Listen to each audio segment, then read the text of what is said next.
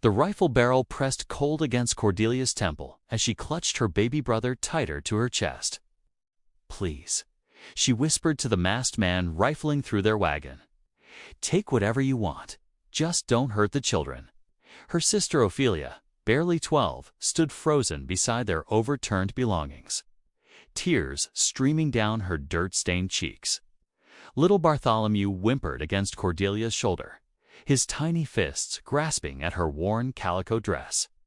The bandits had struck their family wagon train just outside Willowbrook Township, leaving carnage in their wake. "Ain't nothing here worth taking," the outlaws spat, kicking their meager possessions across the dusty ground. "Just some orphan brats with empty bellies." Cordelia's parents lay motionless 20 feet away, their blood seeping into the prairie soil. The wagon master had fled with the surviving families, abandoning the 3 siblings to face the wilderness alone. At 18, she was now mother, father, and protector to 2 children who shared her nameless existence. Their parents had been foundlings themselves, carrying no family name to pass down. The bandit lowered his weapon with disgust. "Leave M. Buzzards will take care of the rest." As hoofbeats faded into the distance, Cordelia surveyed their devastation. The wagon lay on its side, one wheel spinning lazily in the autumn breeze. Their horse was gone, along with most of their food and blankets.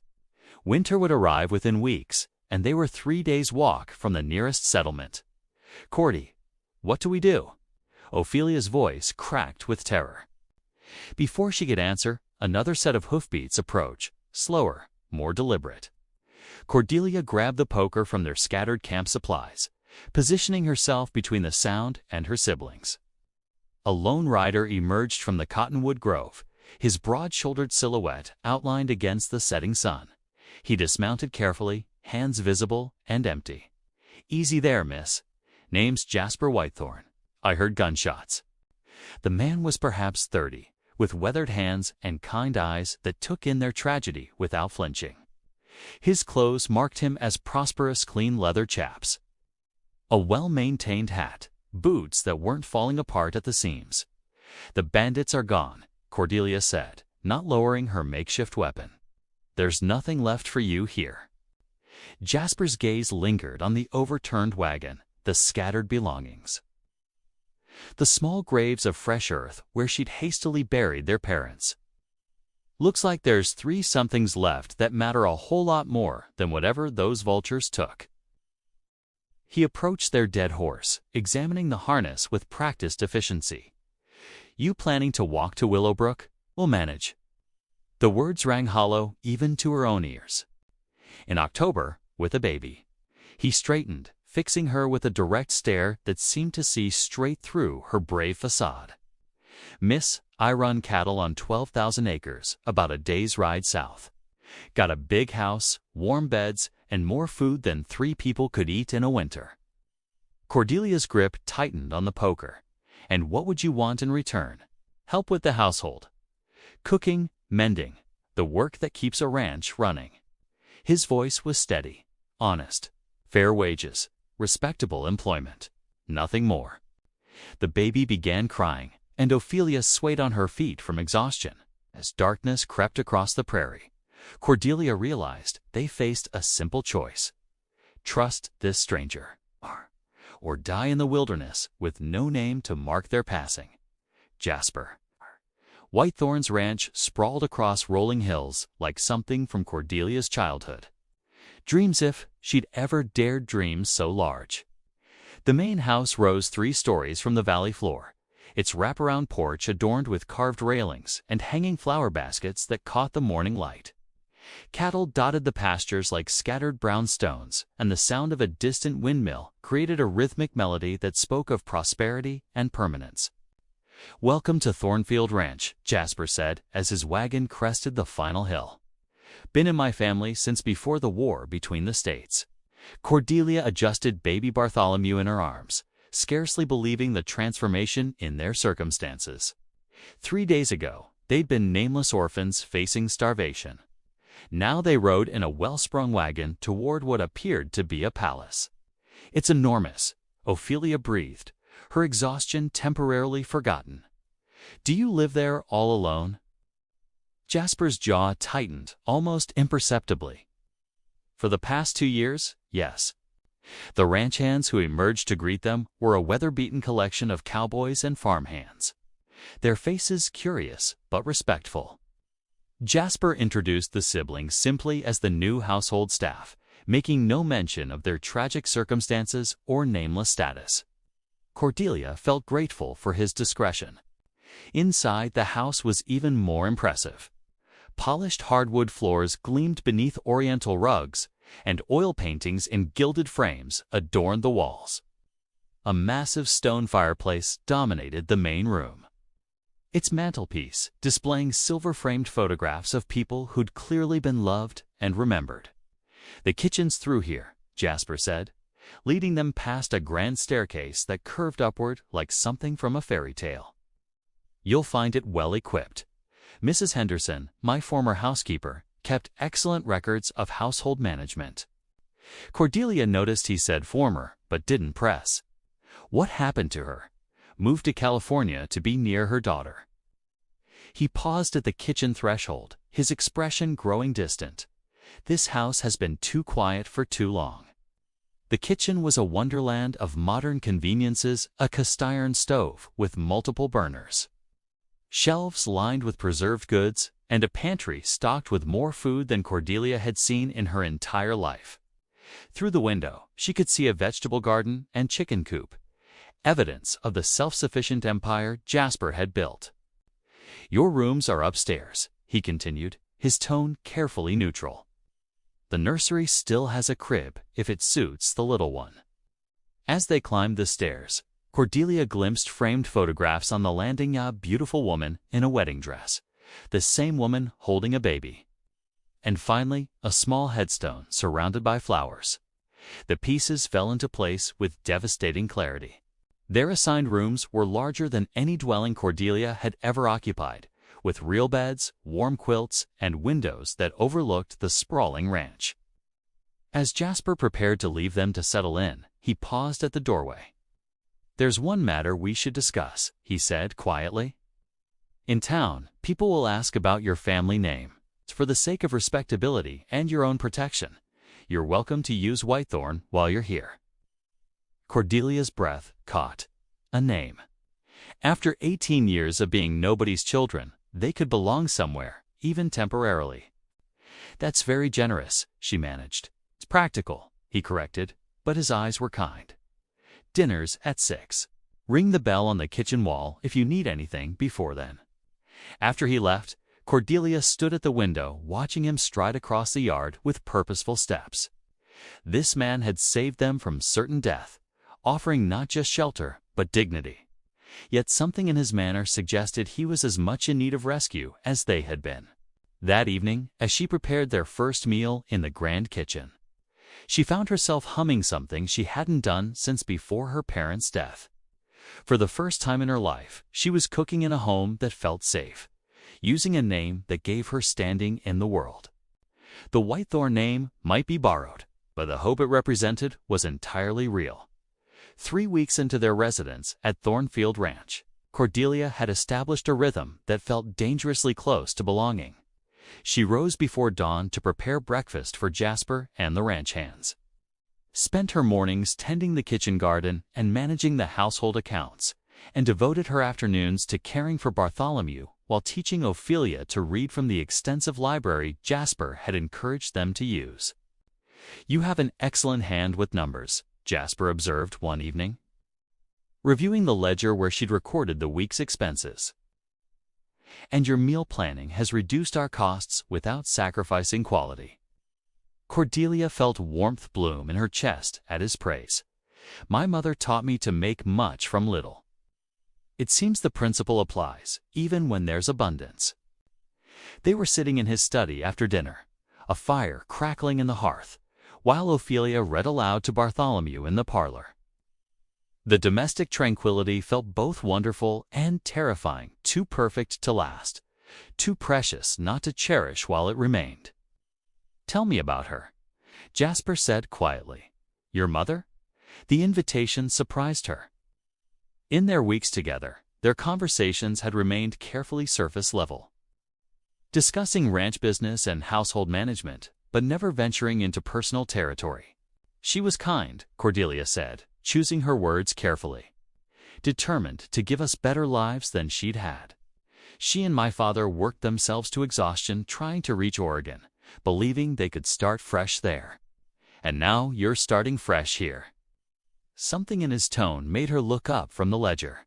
His gray eyes held an intensity that made her pulse quicken. Temporarily, she reminded him, until we can make our own way. What if I told you there was no need to leave? The question hung between them like a bridge neither dared cross. Cordelia set down her pen, acutely aware that everything was about to change. Mr. Whitethorn, Jasper, he corrected. When we're alone like this, just Jasper. Jasper, she repeated, tasting the intimacy of his name. I don't understand what you're suggesting. He rose from behind his desk, moving to stand before the fireplace where photographs of his late wife and child caught the flickering light. I lost them both 2 years ago. Consumption took Isabella first. Then little James followed within the month. Cordelia's heart clenched at the raw pain in his voice. She'd suspected tragedy, but hadn't imagined such devastating loss. This house has been a mausoleum since then, he continued. I've been existing, not living. But these past weeks, watching you bring life back to these rooms, hearing laughter in the halls again, ... He turned to face her, his expression vulnerable in a way that made her chest tight with emotion. I'm not asking you to replace what I lost, he said carefully. That would be impossible and unfair to us both. But I am asking if you might consider making this your permanent home. As my wife. The proposal struck her like lightning. Marriage to Jasper would mean security for her siblings, respectability, and a position in society she'd never dared imagine. But more than that, it would mean joining her life to a man she'd grown to admire deeply. The children would be mine legally, he continued. They'd have every advantage, the finest education, a future free from want. And you, ... double quotes. He paused, seeming to gather courage. You'd have my protection, my respect, and whatever affection a heart learning to heal again might offer.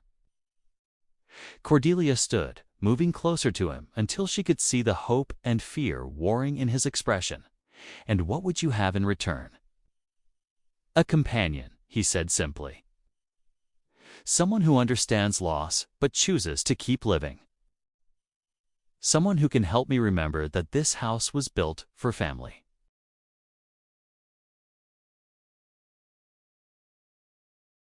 Through the doorway, she could hear Ophelia's voice rising and falling as she read, punctuated by Bartholomew's delighted giggles. Her siblings were already blooming under Jasper's care, growing confident and secure in ways that broke her heart with gratitude. I need time to consider, she said softly. Of course. He stepped back, giving her space while his eyes remained fixed on her face. But know this, Cordelia, whatever you decide, you'll always have a home here. All three of you. The Whitethorn name is yours for as long as you want it. That night, lying in her comfortable bed while listening to the wind in the cottonwoods, Cordelia faced the most important decision of her life. Safety warred with caution. Gratitude wrestled with the fear of reaching for too much happiness. The autumn social at Willowbrook's community hall arrived like a test Cordelia hadn't studied for. As the Whitethorn carriage rolled toward town, she smoothed the emerald silk dress Jasper had insisted on purchasing for her, acutely aware that tonight she'd face the scrutiny of people who'd known Hammond, his first wife, for years. You look beautiful, Ophelia whispered, adjusting her own new dress with obvious delight. Even baby Bartholomew had been outfitted in clothes befitting a Whitethorn, though he'd remain with the sitter Jasper had arranged. Remember? Jasper murmured as the carriage slowed. You're Miss Cordelia Whitethorn tonight. My ward, recently arrived from back east. The lie felt necessary but uncomfortable. 2 days earlier, she'd given him her answer yes, she would marry him. but only after she'd proven herself worthy of the Whitethorn name in the eyes of his community. Tonight was her debut as a respectable woman rather than a charity case. The hall buzzed with conversation and fiddle music. Jasper's arrival caused a noticeable stir, as he'd avoided social gatherings since his family's death. His escort of 2 unknown women sparked immediate curiosity. "Jasper Whitethorn, you dark horse," called Mayor Cornelius Bradshaw, approaching with his wife in tow. "You've been holding out on us, Mayor Bradshaw, Mrs. Bradshaw." Jasper nodded politely. "Allow me to present Miss Cordelia Whitethorn and her sister, Miss Ophelia. They've recently joined my household." Mrs. Bradshaw's eyes sharpened with interest. "Whitethorn. Are you relations?" "Distant cousins," Cordelia replied smoothly, the prepared story rolling off her tongue. "From Philadelphia. I've come to help manage Jasper's household affairs." The explanation seemed to satisfy most inquiries, though Cordelia caught several matrons whispering behind their fans. She danced twice with the banker's son, once with the doctor's nephew, and found herself genuinely enjoying the evening until Clarissa Pemberton appeared at her elbow. "Miss Whitethorn." Clarissa's smile was sharp as winter wind. "How fascinating that Jasper has discovered family he's never mentioned. Tell me, what was your maiden name before you became a Whitethorn?" The question struck like a physical blow. Cordelia felt heat rise in her cheeks as nearby conversations quieted, neighbors sensing drama. "I beg your pardon. Don't be coy," Clarissa continued, her voice carrying clearly across the immediate area. "We're all curious about your background. After all, poor dear Isabella was such a pillar of our community. Anyone hoping to fill her shoes would need impressive credentials indeed." The implication hung in the air like smoke. Cordelia felt exposed, her carefully constructed respectability crumbling under Clarissa's calculated attack. Around them, faces reflected curiosity, pity, and, in some cases, barely concealed malice. Before she could formulate a response, Jasper appeared at her side, his presence both protective and possessive. "Miss Pemberton," his voice held a warning. "I trust you're not troubling my guests with impertinent questions." "Not at all." Clarissa's laugh was crystalline and cruel. "I was simply expressing interest in your cousin's family history. Surely that's natural curiosity." "What's natural," Jasper replied coolly, "is respecting a lady's privacy. Cordelia's lineage is impeccable. Not that it matters to anyone whose opinion holds weight." The rebuke was public and unmistakable. Clarissa's face flushed, but she retreated with wounded dignity. However, the damage was done. Whispers followed Cordelia for the remainder of the evening, and she felt the weight of every suspicious glance. During the carriage ride home, comfortable silence stretched between them until Ophelia finally dozed against Cordelia's shoulder. "I'm sorry," Jasper said quietly. "Clarissa has harbored hopes of becoming the second Mrs. Whitethorn since Isabella's death. She views you as competition." The question escaped before Cordelia could stop it. "Competition, I mean. Or am I just a convenient solution to your household management problems?" Jasper halted the carriage abruptly, turning to face her in the moonlight. "Do you truly believe that's all you are to me?" His intensity made her pulse race. "I don't know what to believe. Tonight made me realize how little I understand about the world you inhabit." "Then let me make it clear," he said, his voice rough with emotion. "You're not convenient, Cordelia. You're necessary. This past month, you've brought light back into my life in ways I'd forgotten were possible. When I see you with Bartholomew, I remember what it felt like to believe in the future. When you smile at me over the dinner table, I remember that I'm still capable of feeling joy."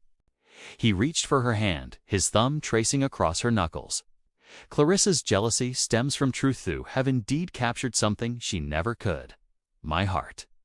The declaration hung between them like a promise and a question.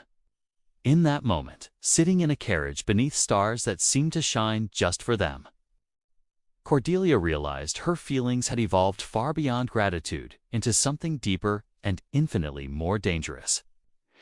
"Jasper," she whispered, and heard in her own voice the answer to every question he'd asked. The wedding preparations began in earnest after Jasper's heartfelt declaration.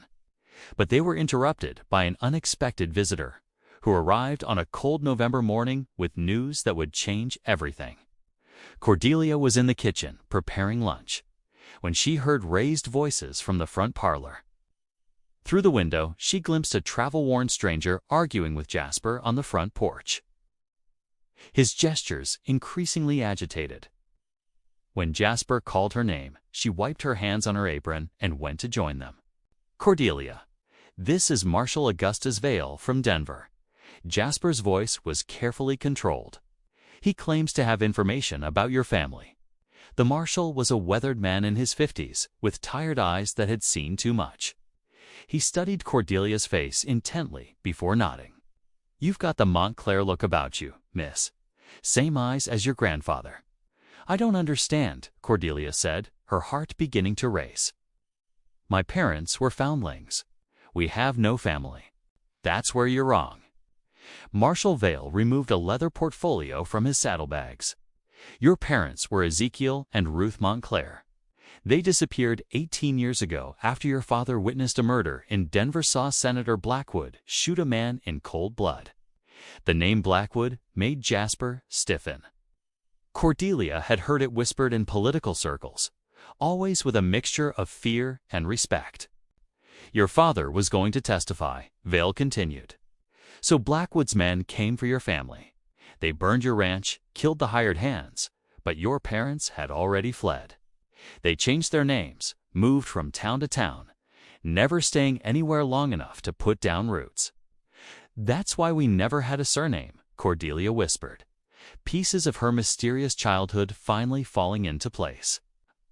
"They were protecting us." "The bandits who killed them weren't random road agents." Vale's expression darkened. "They were Blackwood's men, still hunting your family after all these years. Senator figured if he could eliminate all witnesses, he'd be safe from prosecution." Jasper moved protectively closer to Cordelia. "What does this mean for her now?" "Well, there's good news and bad news," Vale said grimly. "Good news is Senator Blackwood died of a heart attack 2 months ago. The threat to your family is over. Bad news is there's a considerable inheritance waiting in Denver, the Montclair Ranch, and mining interests your grandfather established, worth more than $100,000. The figure was staggering. Cordelia felt dizzy as the implications sank in. She wasn't a nameless orphan. After all, she was the heiress to a mining fortune. "There's just one problem," Vale continued. "To claim the inheritance, you'll need to prove your identity in court. That means leaving Colorado territory and traveling to Denver for what could be months of legal proceedings. And if she doesn't claim it," Jasper asked, "the state gets it.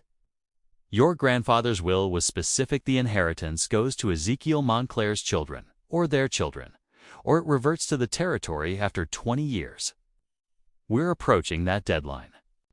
That evening, as Cordelia sat in Jasper's study staring at the legal documents Vale had left behind, she felt more confused than ever.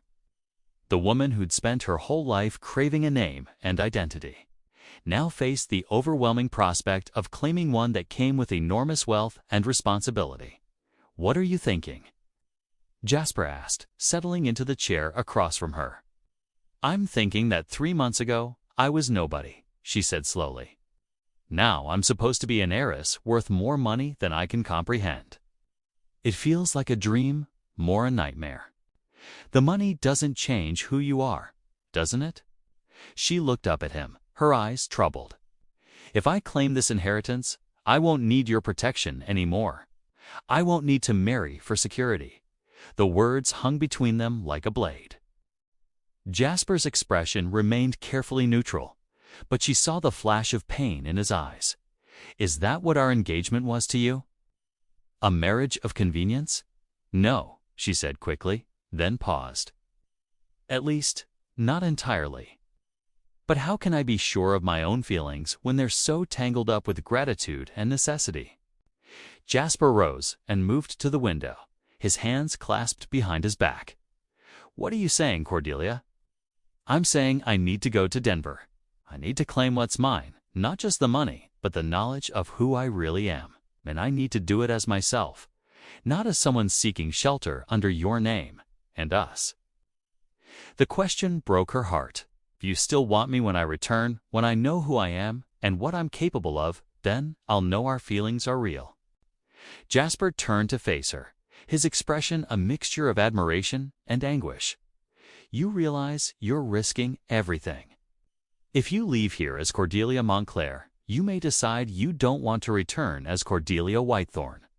Then that's a risk we'll have to take," she said softly. "Because I refuse to spend the rest of my life wondering if you married me out of pity, or if I accepted your proposal out of desperation."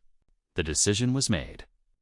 Within a week, she would leave for Denver to claim her inheritance and discover the truth about her family's legacy.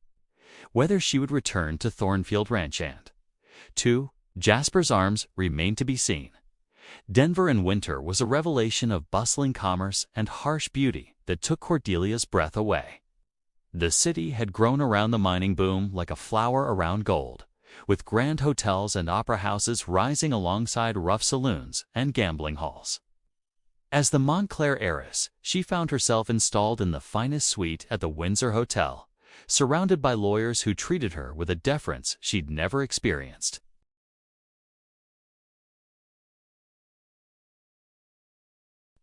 "The Montclair holdings are extensive," explained her attorney, Quincy Fairfax, spreading documents across the mahogany table in his office. "3 producing silver mines, the original ranch property, and significant investments in railroad stock. Your grandfather was remarkably shrewd." Cordelia studied the papers that legally made her one of the wealthiest women in Colorado Territory. The irony wasn't lost on her. She'd fled to Denver to discover her true identity, only to find herself playing a role as foreign as any she'd ever assumed. "There's also this," Fairfax continued, presenting her with an ornate jewelry box. "Your grandfather's instructions were that it be given to Ezekiel's daughter upon her 21st birthday, or to his granddaughter, when she claimed her inheritance." Inside the box lay a stunning emerald necklace and a letter in faded ink. With trembling hands, Cordelia unfolded the paper and read her grandfather's words. "My dearest granddaughter, if you are reading this, it means my son and his wife have perished, and you have grown to womanhood without knowing your family's love. This grieves me beyond measure. Know that you come from strong stock. The Montclairs have always been fighters, survivors, builders of lasting things. The wealth I leave you is not meant to be a burden, but a tool.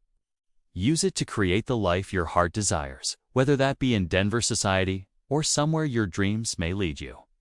Trust your instincts, for they carry the wisdom of generations. Your loving grandfather, Theodore Montclair." Tears blurred her vision as she read the words she'd longed to hear her entire life, that she belonged somewhere, that she was loved and remembered even by those she'd never met. The legal proceedings took 6 weeks, during which Cordelia navigated Denver society with growing confidence. She attended the opera, dined with mining magnates, and found herself courted by eligible bachelors who saw only her fortune. Through it all, she thought constantly of Thornfield Ranch and the man who'd loved her when she had nothing to offer but herself. Letters arrived weekly from Jasper. Careful and respectful missives that spoke of ranch business and the children's welfare without pressing her for decisions about their future. Between the lines, she read his loneliness and felt her own heart ache with longing. It was at a Christmas Eve reception at the governor's mansion that she encountered someone who would help her see her situation clearly. Vivian Ashford, a widow of independent means and sharp intelligence, approached her during a lull in the evening's festivities. "Miss Montclair, might I speak plainly?" Vivian's direct manner was refreshing after weeks of social pleasantries. "Please do. I've been watching you navigate our little society with considerable skill, but I suspect your heart isn't in it." Cordelia felt heat rise in her cheeks. "I'm not sure I understand." "Oh, my dear, it's written all over your face.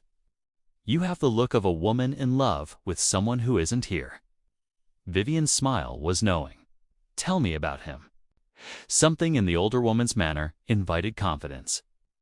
Before she knew it, Cordelia was pouring out the entire story, the tragedy that brought her to Thornfield. Jasper's proposal, her fears about accepting charity versus love.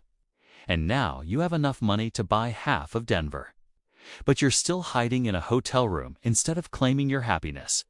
Vivian observed shrewdly. "What exactly are you afraid of?" "That he only wanted me because I was grateful and dependent," Cordelia admitted. "That once I have my own power and position, he'll realize I'm not the woman he thought he loved." Or perhaps Vivian suggested gently, "You're afraid that once you have your own power and position, you'll realize you don't need him at all. And that terrifies you because you want to need him." The observation struck Cordelia like lightning.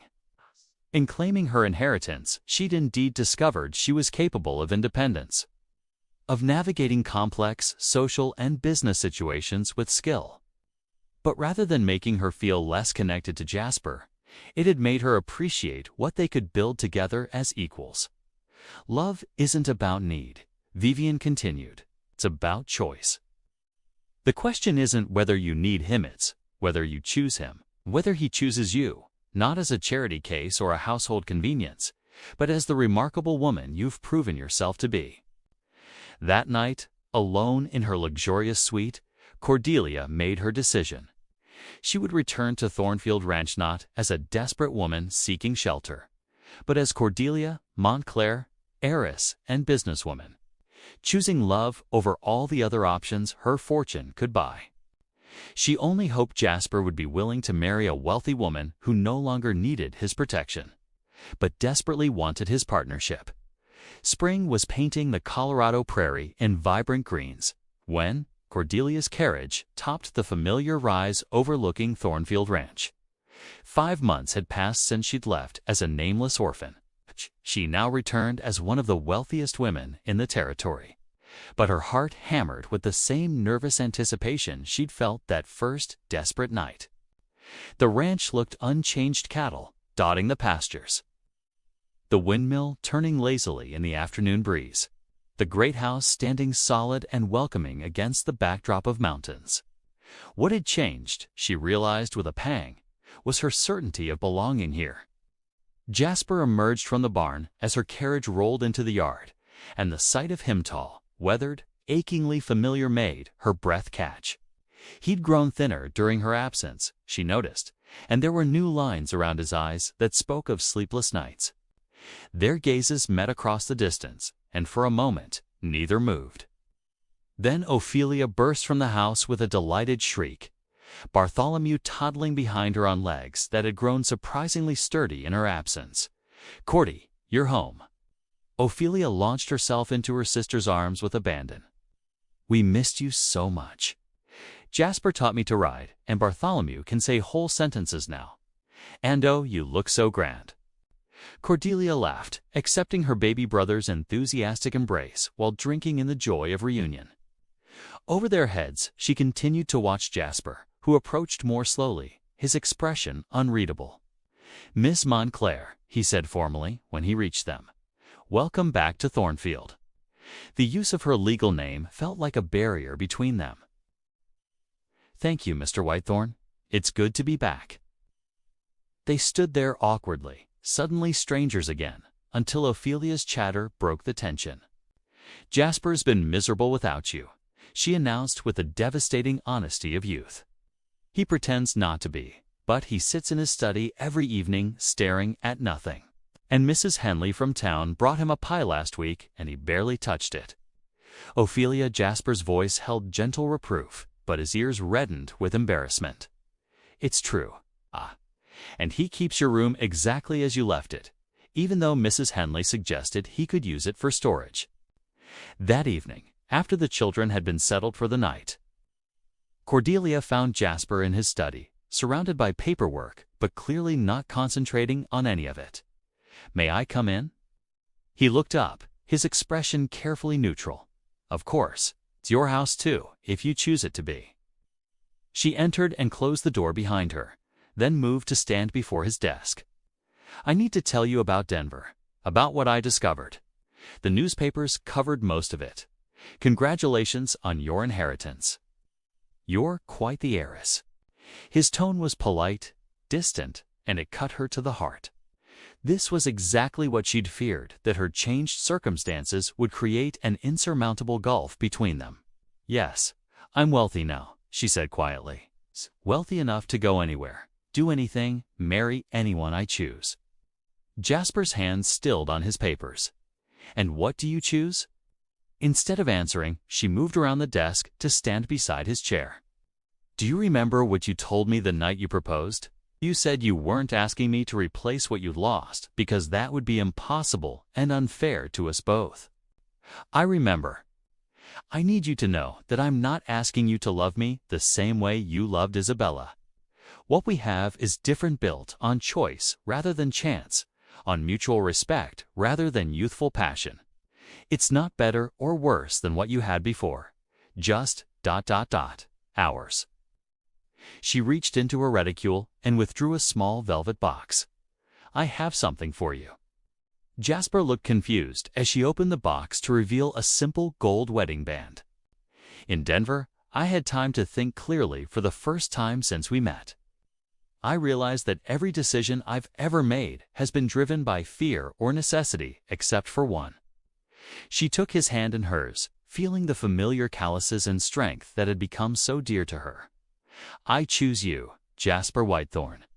Not because I need your protection or your name or your security, but because I love the man you are. Because I want to build a life with you as your equal partner." His eyes widened as she slipped the ring onto his finger. "Cordelia, I'm proposing to you," she continued, her voice growing stronger with conviction. "Will you marry me? Will you let me invest my inheritance in expanding Thornfield Ranch? Will you help me raise Ophelia and Bartholomew as our children? Will you let me love you, not as a grateful waif seeking shelter, but as a woman who could have anything in the world and chooses you?" For a long moment, he simply stared at her, emotions playing across his face like weather across the sky. Then he stood, cupping her face in his hands with infinite tenderness. "Cordelia Montclair," he said softly, "I've been waiting for you to come home for 5 months. Not the desperate girl who left here, but the magnificent woman who's standing before me now. The answer is yes to all of it. Yes, I'll marry you. Yes, I'll be your partner in all things. Yes, I'll love you for exactly who you are."